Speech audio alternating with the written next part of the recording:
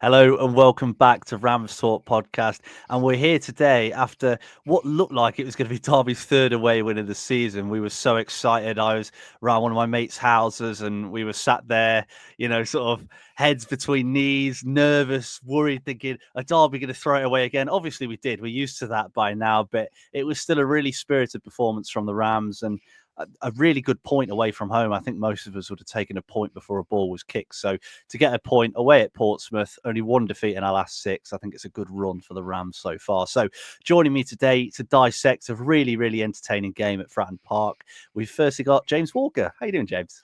Yeah, I'm all right, mate. It would have been better to get 3 points yesterday, especially kind of in the fashion the game kind of panned out, which I'm sure we'll go into.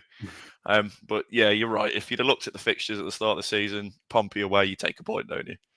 Yeah, you do. And yeah, Fratton Park's a place where they've been very, very good this season. I mean, they're the same as us. They've got a lot of points at home, not many points away. So yeah, a point there isn't too bad. And we've also got Rob Gregory. How you doing, Rob? You're right, mate. Hello, Jake. Nice to be on again. Thanks for having me. It's all right.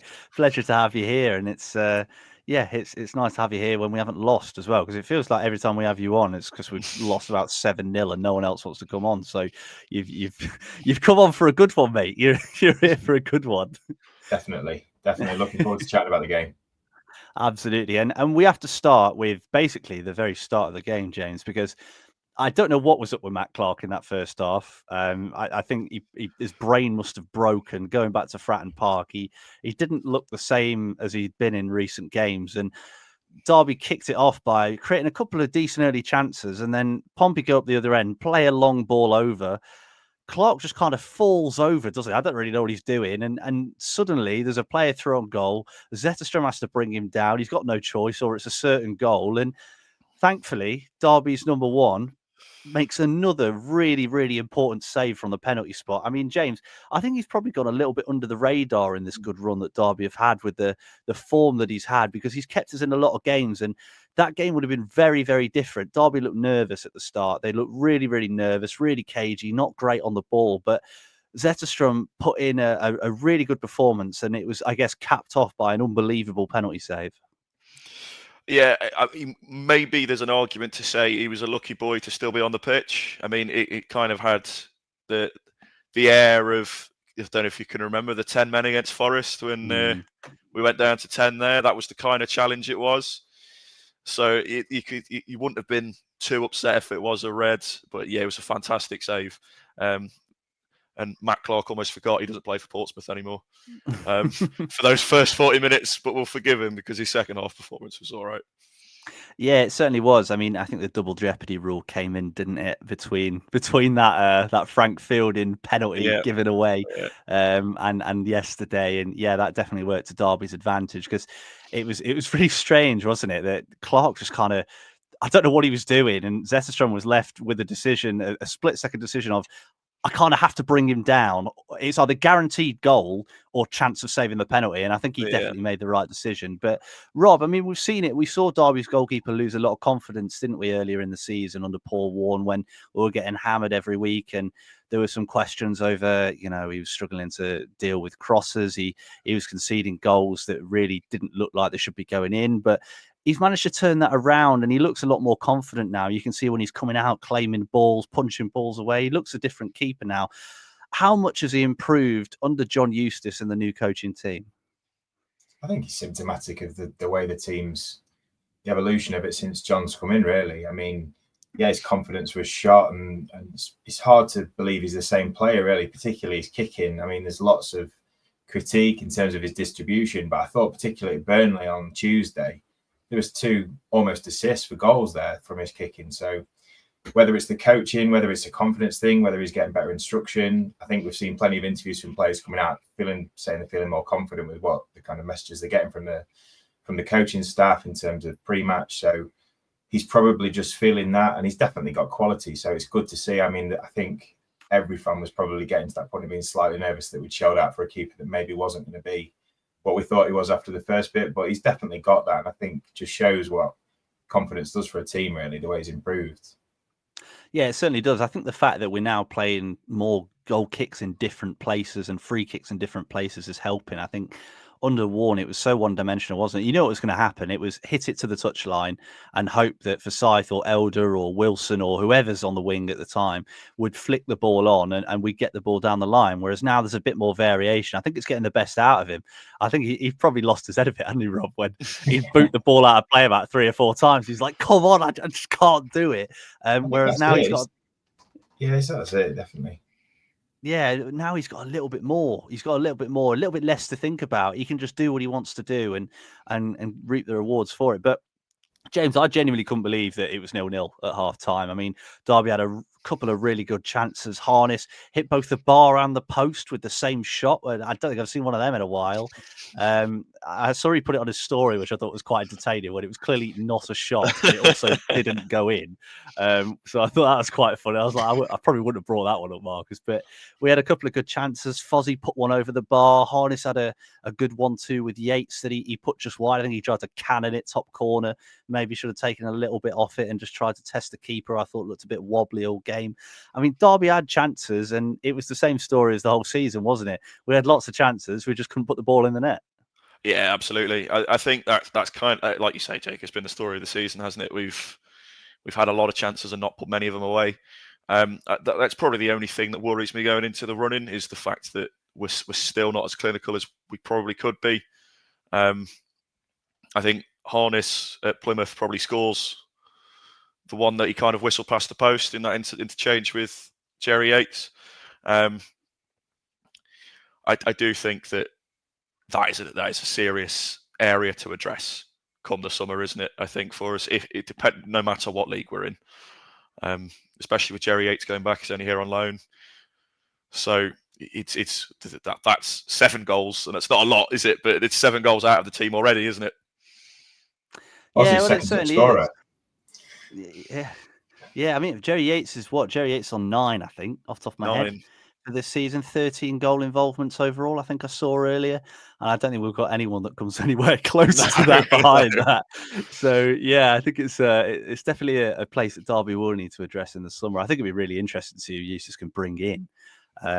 We've seen the caliber of player that we've kind of brought in already. I mean, I know they're not getting a lot of minutes, but we're bringing in players that wouldn't have signed under the previous management. So let's hope Eustace can do the same thing and show players, you want to come to Derby. This is the place you want to go, which I think will be really beneficial. But Rob, I mean, let's go into the second half now and let's look at that first goal, because it's a really, really good goal. I mean, the ball sort of comes into the box, comes out. Derby have got so much better at this. And it's when the ball comes out from a chance, from a cross, whatever, getting it back out wide and then getting the ball back into the middle and moving the ball so much nicer. And it comes out to Craig Forsyth. He puts in a really, really good ball, and Jerry Yates is there. It's, again, a really good header from Yates. He's not a big guy, but he finds the space in between the posts, puts it into the top corner, absolute carnage. I mean, that's all Derby were asking for, wasn't it? I mean, you saw the limbs in the away end.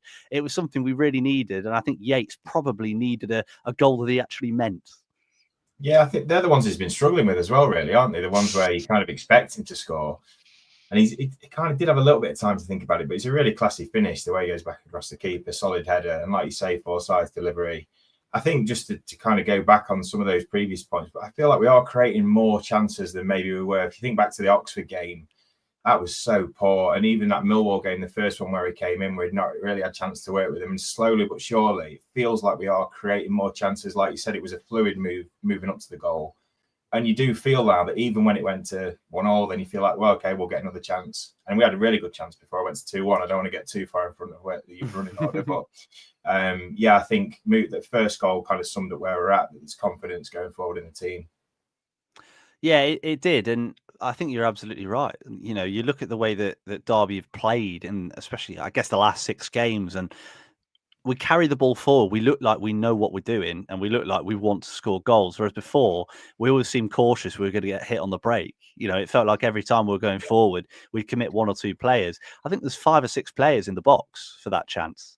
And that's the difference. I think you're right, Rob. I think Derby have just got a lot more belief now that they're actually going to score goals and might actually win occasionally. That's nice as well. So, yeah, I agree. But James, you look at the move and the ball coming in. Of course, it's Craig Forsyth who's involved. Of course it's Craig Forsyth. Who else? Who else is going to be involved? That's 6 goal involvements, 3 goals, 3 assists for Fozzie this season, which considering he barely got a look at in the first half of the season is impressive. I mean, the guy just doesn't stop, does he? And I don't think he ever will stop. He'll be 48 and he'll still be putting balls into the box for, I don't know, Jerry Yates' grandson to head home or something like that. You know, he's one of those players. He's brilliant, isn't he?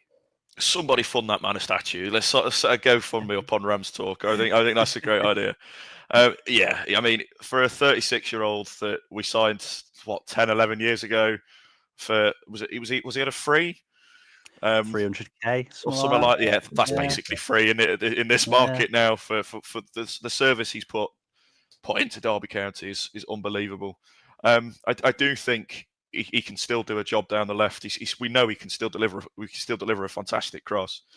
It is just that mobility getting up and down now, isn't it? And I think that's probably where Elder shines, because again, he is somebody that can put the ball in the box. But you can't knock Craig Forsyth, can you? Just love the bloke. Just love him. Yeah, I think we all do. And yeah, he's just one of those players where he just keeps going, doesn't he? And I think you made a really good point as well. Getting up and down that left side, I thought his days were done in that role. I think it was Sheff Wednesday away, and I thought he looked miles off it. And it was him, and he had Sonny Bradley behind him, and they just got torn to pieces. Whereas yesterday and the last couple of games, I think Fozzie's looked a lot better. Maybe he's just a bit fitter. You know, maybe he's just a little bit less fatigued with the training sessions. I don't know. It seems strange that players that were struggling physically are now suddenly, you know, superhuman athletes getting up and down the line and stuff like that. Maybe he used to drug them, you know. Who knows what they've been doing behind the scenes. He might just be less worried that he's not got Sonny Bradley behind him. That could help as well. That could help as well. But Rob, in the most Derby way possible, we then conceded instantly. Gave away a corner, and the corner came from such a ridiculous scenario where Marcus Harness has got a pass to his left, a pass to his right, for some reason tries to beat the man at the edge of his own box, gives it away. We end up sort of scrapping, give away a corner, and to be honest, it's actually quite a good corner. It's just a good ball. Tallest player on the pitch flicks it into the corner. I mean, Langas could have been a little bit closer. Phillips probably could have risen a little bit better, but it's a genuinely good goal. It's just so frustrating, isn't it, that every time Derby score a goal or do anything good, it feels like you can't celebrate it because moments later we're going to throw it all away. Yeah, unfortunately, I don't think that's going anywhere for the next couple of games. I was laughing on our family chat because I was like, I didn't even have a chance to check the league table to see where we were before the goal went. See us out the relegation, right? Clear of the relegation. But yeah, my gut feel was he ran off Nat Phillips a little bit easy, I think. But again, it was kind of summed up the game, the way it moved. In that it was first half was buzzing, the second half was end to end. So I think it was two sides that really wanted to go and try and win the game. And to the point about Derby, they equally had as much fight, because you thought when we went 1-0 up that their heads might drop and we might go on and comfortably kind of coast to victory. But, you know, fair play to them. It was good to watch, even when we came away with a draw in the end. You can't really fault it. But yeah, there's not really much to say about the goal. I wouldn't finger point at anyone. Like I say, I think he ran off that, but it was potentially a little bit easy. But it was just a decent goal. Yeah, it was. I mean, my mate Dan, who I was watching the game with, he said to me all of that first half, it's a 1-goal game, this. It's a 1-goal game, this. And then we conceded within 60 seconds of scoring. Nice one, mate. Thanks for the jinx on that one. But one thing worth mentioning ahead of the second goal is I guess the lineup at the start of the game and the subs that we made. Liam Thompson dropped out. Nathaniel Mendes-Lang came in. It was an attacking change. I think it worked at times. I think Mendes-Lang put a couple of really nice balls into the box, especially cutting in from that left-hand side in the first half. But it was the change that ended up making the difference. Kaden Jackson, the much maligned Kaden Jackson, did something that I have not seen Kaden Jackson do a lot, and it's pick up the ball and run. And he did just that. He ran down that left-hand side. I can't remember who played in the ball, but he got a really nice ball down the left-hand side, and he ran at the defender. It might have been Fozzie. Yeah, it might have been Fozzie. Took the ball down the left, puts the ball across. Atkinson, who didn't know he was going to score a hat-trick in the game at that point, flicks it into his own net. I mean, James, it's actually a really good goal. The build-up play was really nice. We won the ball back in a great position, and it's great football. Why haven't we seen that from Kaden Jackson all season? Because he's shown there he can clearly do it. He's clearly got it in him. Why don't we see that enough? I mean, anyone that's listened to me on the pod knows I'm not the biggest Kaden Jackson fan. I'm not one for digging players out. He is one I have dug out. But I must admit, he looked quite bright against Pompey, and that was actually quite pleasing to see, because I don't think we saw elements of it at the start of the season when he had that little purple patch, scored a couple of goals, and that, especially that kind of goal that springs to mind against Middlesbrough, where he just took it past the keeper, who was clean through.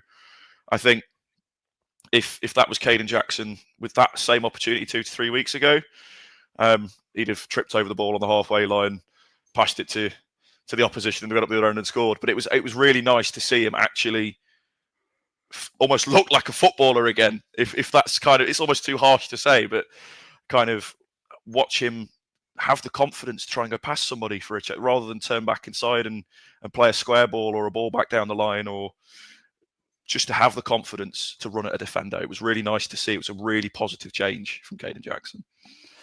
It was. I mean, Rob, we saw earlier in the season that Bristol City game, that was sort of Derby's first big kickoff of the season, wasn't it? And Jackson scored in that game, cutting in from that left-hand side. And he spent the majority of the game on the left, Mendes-Lang on the right, back when we were playing the 4-3-3. And I thought that day Jackson looked really good. That's the one game where I've looked at him and thought, yeah, he's had a real good game today. And then we've not really done it again. And he came on, he played primarily down that left-hand side yesterday, and he just looked loads better. Maybe is that the sort of thing that he needs to get his confidence back? Is that really the position where he might thrive? I think he just needs minutes, and it's tough because I think he's at that point now where he's one mistake, he goes backwards again, so he's probably just nursing him back in. I think he probably epitomises the situation. As I said with Zetas from in a good way, he was probably the biggest sufferer of kind of fan upset, I would say. He was getting, for me, a bit of an unfair time. And I know he's not at the levels of other players, but I don't think it's ever for a lack of effort particularly. He's just probably not got that quality, and he's playing to his kind of maximum level anyway. And therefore, when it starts going downhill, he's lost confidence. But as you say, we saw moments in the start of the season that suggest he's a decent option to have in the squad, particularly at the moment with what we've got available. So I think the way he's using him is great. I think he's got pace. He can come off the bench and he can kind of run at people when he's getting that confidence back, which he clearly is. So if he can kind of just start bringing him back in, introducing him and getting him confident, match fit, loving it again, then hopefully there's a player in there that's actually going to add to what we're doing.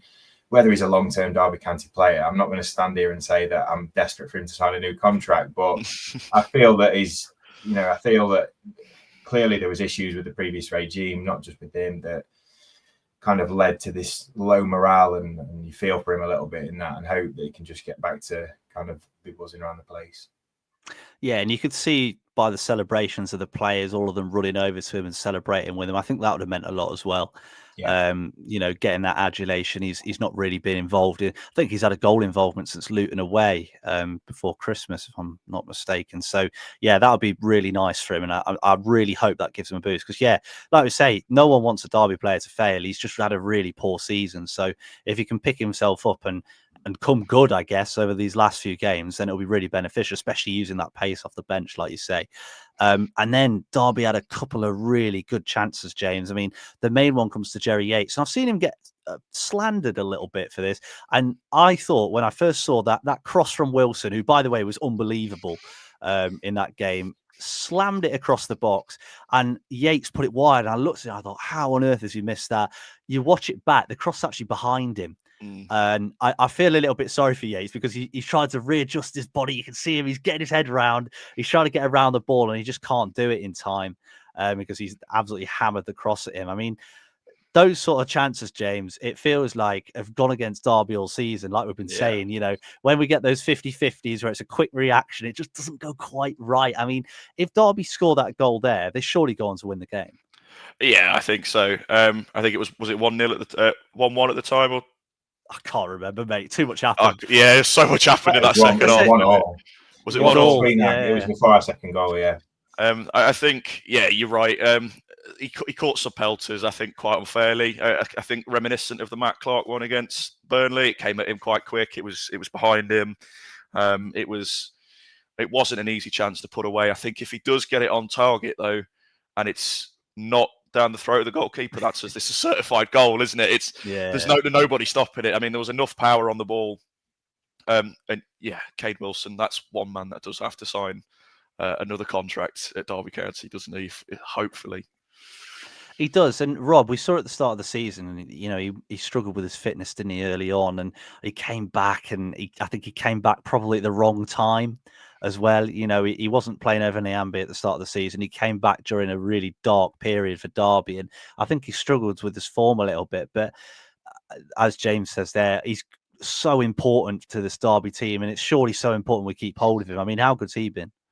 Yeah, and again, he's another one that clearly is improving week on week on week. Again, messaging our WhatsApp group yesterday, Kane Wilson's a far better player than I ever thought he was, and that's probably from the last 3-4 games. You can see he's incrementally improving every single game now, which again you've got to credit Mr. Eustace with, I suppose, in terms of what he's bringing about. It can't just be confidence that he's actually giving them instructions and giving them training tactics that are kind of improving these guys. I wouldn't have necessarily said it was that obvious between him and Joe Ward going into this season, particularly based on last season. But the way it stands now, as James has just said, he's got to be first one to sign the contract for me for next season in terms of getting him secured. If definitely a player to be trying to keep hold of. Been super impressed with him.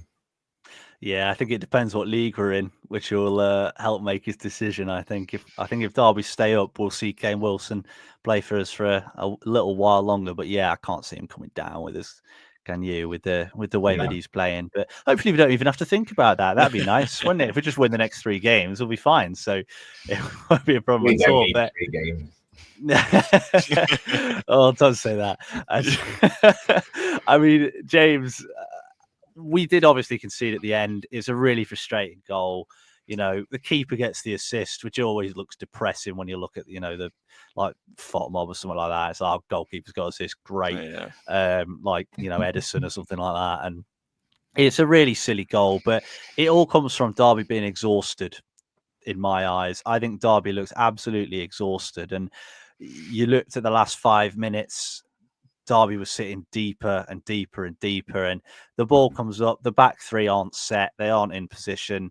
Atkinson's basically got a free run. Phillips misses the ball. There's no one. It's just a shambles all round, and it just looked like a team that had given so much on Tuesday against Burnley. Burnley ran us ragged. We had to work so hard to preserve that clean sheet at times against Burnley and to really push on to try and get a better result. And then the game against Portsmouth was so up, down, box to box. And you could just see it took a lot out of the players. We hadn't made many changes. That's got to have played an impact, hasn't it, in that goal at the end? Because there's no way that a Derby team that's not sort of dying on their feet is conceded a goal like that. Yeah, I think so. I mean, we all know the Langas situation. He's been playing through a knee injury, which Eustace mentions pretty much every time he's interviewed and asked about Langas. Nat Phillips, this is the most amount of games he's ever played in the season. So he's not used to certainly the hectic schedule that is the Championship at this stage of the season, the Saturday, Tuesday, or in this case, Good Friday and Easter Monday. You've got players that aren't fully fit. We've got a 36-year-old left back, as good as he is. We've got a Kane Wilson who's returning back from injury. So you look across the back line, you'd probably say the only one that you could say has been fully fit since he came in would be Matt Clark. And even then, he had quite a big injury whilst he was at Middlesbrough, and was kind of coming back from that. So, yeah, I think so. I think what makes it disappointing is the manner in which the game had progressed. To score in the way that we did, and at the times we did in the game, with 20 minutes to go, you really fancied us to kind of shut up shop like we did against Burnley and keep them out for the remainder of that 20 minutes and see the 3 points through. But 2 points from those 2 games is nothing to be sniffed at all.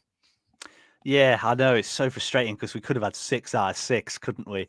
I mean, you can't look at football that way. Otherwise, you'll end up sad every day and not enjoy any aspects of your life. But, when you look at it and you think, oh, if Matt Clark had left that ball for Jerry Yates, or, if we'd closed down the goalkeeper before he played that ball, if we'd followed that, you can't think like that. But yeah, I think 2 points is a strong set of results in 2 very difficult games, really, on paper, weren't they? So, yeah, I mean, Rob, we mentioned there, we've obviously got Luton coming up on Good Friday.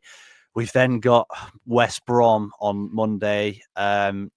I mean, we're talking about players looking tired. They had a few days break. Would you want to see us shuffle the pack a little bit more, maybe for that West Brom game? You know, we've brought in a few players. We've got the likes of Jeff Hendrick, Eric Peters that haven't featured yet.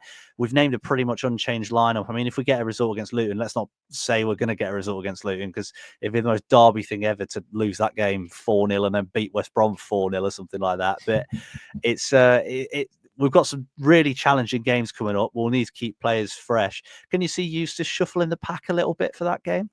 Yeah, I think he'd love to, but it's just what he's got available to him. To be honest, I can't see Jeff Hendrick coming in and starting now, or Eric Peters. I don't think that's going to be the role that they play unless we get down to the bare bones. And that isn't because I don't think they're decent players, but I don't really think that's why he's brought them in. I think he just wants to know that if that happens, he's not down to the academy, bringing them into that stressful situation.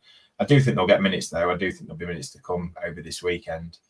And I am fairly confident about Luton. I mean, yeah, it would be hugely Derby to go and lose that game and put pressure on ourselves. But we seem to be getting towards a point of being fairly consistently predictable at what we should do. It feels like, even when we've had results go against us, you kind of, like the Swansea one, it's a bit of a bad mistake and whatever, point down there. And all of a sudden you're looking and thinking, that's reasonable. I did the pro rata thing yesterday and my maths isn't great, but I think we'd be sort of 65, 66 points with Eustace pro rata with the squad he's had available. That's pretty impressive. Had we won yesterday, that's probably like low 70s, potentially playoffs. So I'm, you know, if you can take yourself out of the stress of it being the team you support, I do believe we've got enough to get over the line, but it doesn't make it any easier when it comes around to match day, does it? No, it doesn't. Stress is killing me at the minute, Rob. It's horrendous. I mean, the final whistle went yesterday. Obviously, Ever runs and checks the scores. I thought it was, well, we switched straight over to the Cardiff Stoke game, and it was a really important goal for Stoke. I think it was a blatant handball as well in the build-up, but scored a really important goal, and that seems to have sunk Cardiff a little bit. So hopefully that'll knock them off their stride. But Luton are in form. You know, Plymouth have just beaten Sheffield United. They seem in a decent run of form as well. They looked out of it after we beat them, and suddenly they're back in it. I mean, James, it's really important, isn't it? Derby's back three looked a little bit wobbly yesterday. I think that's probably the worst they've played since that Blackburn, or since before that Blackburn game. You know, I think we've looked relatively solid in every game. I think yesterday they looked a little bit rattled, whether that was the atmosphere, the occasion, whatever. But it's important that Derby stitch that up as soon as possible, isn't it? Because we can't be playing like that. We can't have gaping holes in our defence. We can't have centre halves slipping over for easy balls and things like that, giving penalties away. How important is it that Derby fix up that back three and keep them solid for the upcoming games? 100%. I mean, like Rob said, I think that's where you might see a Peters get minutes. For example, if Langas plays 70, 80 minutes, you then can shuffle the pack and shuffle Forsyth back into that centre half role. Peters can do that as well. He can go in at left back. So there is some shuffling available to Eustace now, whereas before, kind of the two older lads that he signed came in. Like Rob mentioned, it probably wasn't as doable. But in terms of shutting up shop again, that's very important. I mean, if you're going to keep clean sheets, it gives you a chance, doesn't it? Always gives you a chance. I mean, you saw it against Burnley. I mean, they were clearly a better footballing side than we were. But I think we came the closest to taking the 3 points on that particular day. And that's what it is that gives you the opportunity to do that, is a solid foundation on which to build upon. And I have to give credit to the back three. I mean, a back three of Nat Phillips, Matt Clark, and Sandre Langas. If you had told me that would be our back three at the start of the season when we'd come up from League One, as in our first season in the Championship, I think most Derby fans would have snapped your hand off at that, even without knowing who Sandre Langas was. I was about to say. But the fact it's got Nat Phillips, the fact it's got Nat Phillips in and Matt Clark, I think they're two fantastic Championship centre halves, aren't they? That we know can do it at the level. So yeah, 100%. There's definitely somebody that had watched like the Conference League or something the season before. I was like, oh yeah, that's Sandre Langas, what a player. Yeah, I love watching him. Because there's always someone that's watching in there, which is cool, which I'm a big fan of. But Rob, I mean, we've talked about defensive injuries. I think the majority of the team picks itself, but looking at that defense, if Callum Elder does return from injury, it said he was quite likely to return for the Pompey game. Clearly, we've not rushed him back. Good Friday is another 6 days from the previous game. You'd think Callum Elder's fit enough to play at that point. Do you take Sandre Langas out? Do you put Forsyth back in that back three? What do you do? Yeah, I'm not overly nervous with that one. I think both are capable, and as James has just said, that the back five really feels pretty strong. Whatever he's going to do there, I think he has to play his best. Obviously, we've got 2 games coming up, and he's going to know that they can't do both games. I think that's going to be the situation with someone like Elder. So, I mean, it's all basic stuff, right? He's got to play his best team for Luton. It's our best chance of winning. He's got to put them out first, and then he's got to deal with West Brom after we get past that. It could be that we have a stinker. We've played our best team, they're gassed out, and then we've got to go to West Brom and with a half-arsed team and try and get something down there. But I think, yeah, Elder probably I would, if I'm picking the team, he probably comes back in for me. It sounds like Langas, is it a meniscus injury or something like that he's playing with? So it's not ideal. I think he's going through the pain, and it's not going to be long-term problems for him, but he's clearly not going to be 100%. And I'm guessing he'd probably drop out of his own accord if he could, knowing that there was better options available. Fozzie's fully fit, Clark's fully fit, Nat Phillips is, then I'd probably be going with that. Kenzo's the one, isn't it, whether he comes back in or not. I think he was the only kind of slight criticism I'd have had yesterday, bringing him on. I don't think it was a game for him. I just don't think. I think it was too boisterous for him to come in and kind of graze around the pitch. But I think back at Pride Park, it could be one that you want to bring back in and kind of make the play. But he doesn't seem to want to start him at the moment. So we'll see. Yeah, I think that was probably my one criticism of Eustace yesterday is he brought Kenzo on and played him basically up front, didn't he? And we just kept smacking long balls up to him. And, you know, he's 5'7". He's 5'7" up against a 6'5" centre-backs. You know, he's not going to hold the ball up. He's not going to win those battles. So, yeah, I think that was the only thing. But I think that's probably more out of desperation than anything, wasn't it? We needed to make the sub. We needed fresh legs. He's probably the fittest we have on the bench. But yeah, I don't think it really suited him. But I agree. I don't think this is Kenzo's season for the rest of the season. I think in the scrap that we're in, he's not the player that we'll probably see too much of. I think it'll be next season when he comes into this team and makes his own. Once Eustace is, you know, once we've not got the threat of if we lose the next game, we're probably down, hanging over us every week. I think he'll become a much more influential player when we're not hanging on, when we can actually sort of take the game to other teams and we can play that 4-2-3-1 that Eustace wants to play as well. So, yeah, I don't know if this is his season, but hopefully next season he can put a stamp on it. But James, looking at the team, obviously, as Rob says there, we've got Sandre Langas playing through a meniscus injury. You know, it's kind of been mentioned a lot, but I don't think people are giving maybe the credit that he probably deserves because, you know, he's come over from Norway. He's turned up. He played a few games. He looked absolutely rapid, and he's picked up this, as Rob said, meniscus injury. He seems to have lost a bit of his pace. You can tell when he's running, he's not quite 100%, but he's putting his body and possibly his career on the line to try and make sure that Derby stay up this season. Because can you imagine if he wasn't fit? Can you imagine if he hadn't played in any of these games? You know, think of the team that we'd have had to have played. It would have been horrendous. We'd have had a back three of left footers. Like, it would have been, you know, it would have been the most confusing defence we've possibly ever had. And he's come in and he's really stepped up, hasn't he? And I've been really impressed with him. What do you think? Oh, massively impressed. I mean, I can't remember the last time we spent £4 million on a centre half. But I'm glad it was Sandre Langas, especially when you consider that the player's shoes he's kind of come in to fill in Erin Cashin. I mean, both similar age profile, similar stage of their careers. And I think he's been a fantastic addition. I think he's part of the recruitment that we've got spot on. You can see why there were other names and clubs linked with him through the January transfer window. I can't remember the name of it. I know there was some European clubs that were chasing him and that were playing in some of the like Europa League and the Europa Conference. You can see why. He's comfortable with the ball at his feet. He doesn't get beat in the air. I'm not surprised. He's 6'5". He makes good decisions. He is a warrior as well, isn't he? He's not afraid of physical battles. He's come up against some big boys again in the opposition in their front line, and he's more than stood up to the challenge. He looks like he's been playing championship football all his career. As Paul Warne said, he was very much he's a drag and drop centre half, isn't he? He was championship ready, and that's what we needed, especially with the departure of Erin Cashin. So I honestly, I'm I'm slowly falling in love with the Norwegian. I like his commitment to the wind up as well. Yeah. I think we've got a few players like that now. We all know Jerry Yates loves to wind people up a little bit, but yeah, Langas. I think it was Josh Murphy put a shot out of the stadium, and he's looking on and trying to get in his head a little bit. And I think he was in his head a little bit. I think Murphy's been one of the most dangerous players all season in the Championship. He's got such a good goal and assist return this season, and Langas with one leg locked him up. So yeah, I think that says a lot about how he is. But Rob, one thing we saw yesterday that we don't see very much is the crowd clashing with the Derby players, but it wasn't the home crowd, it was the away crowd. And I saw a clip earlier today of, they sort of threw the ball at one of our players, and then Jerry Yates picks up the ball and mimes to throw it and makes all of them flinch.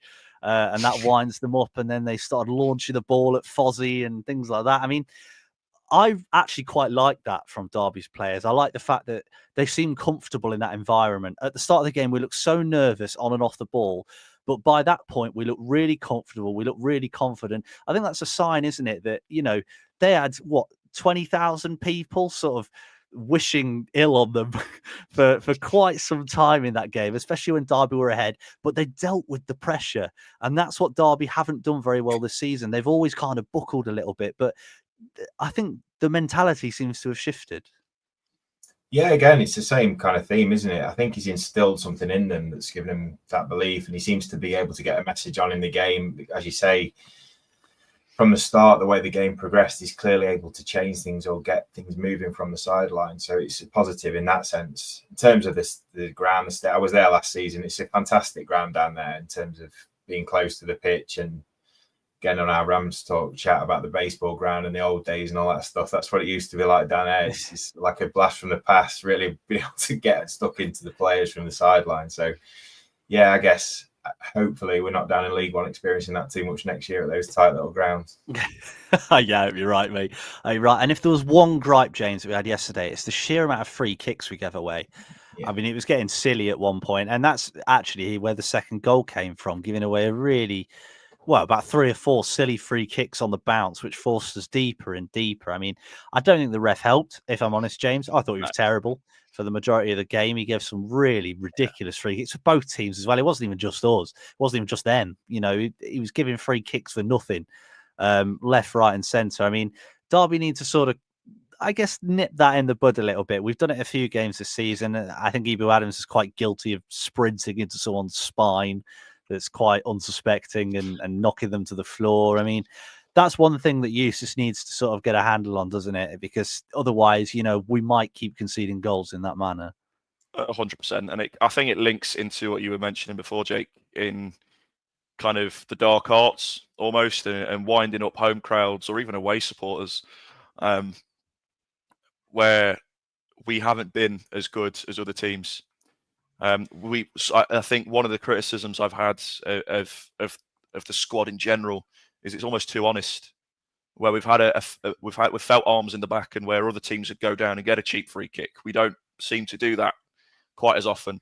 I agree. The referee yesterday, I loved having a go at a referee. He was atrocious, but I think that's something we can definitely improve, and that was John Eustace's bread and butter as a player, wasn't it? He was fantastic at the dark arts. A foul in the right place, going down and just easing the pressure and buying free kicks and things like that. So I think given time, he can't do it all in the short amount of time he's had, can he? And I think given a pre-season and a full season, that's something will improve as time goes on under Eustace, I think. I was going to say, and Rob, do you think that's down to a lack of experience at this level a little bit? I mean, Ibu Adams had never played a full season at this level. Armstrong's only 18. Harness has only played 1 season at this level and he barely started. Same with Jackson. Mendes Lang hasn't for quite a few years. We've got quite a lot of players in this team that have spent the majority of their careers predominantly in the lower leagues. Do you think sometimes that kind of shows a little bit with, not quite being as smart and as clever at stamping on someone's Achilles or giving someone a little nudge in the back or just going down whenever you feel something? Do you think that plays a little bit of a part?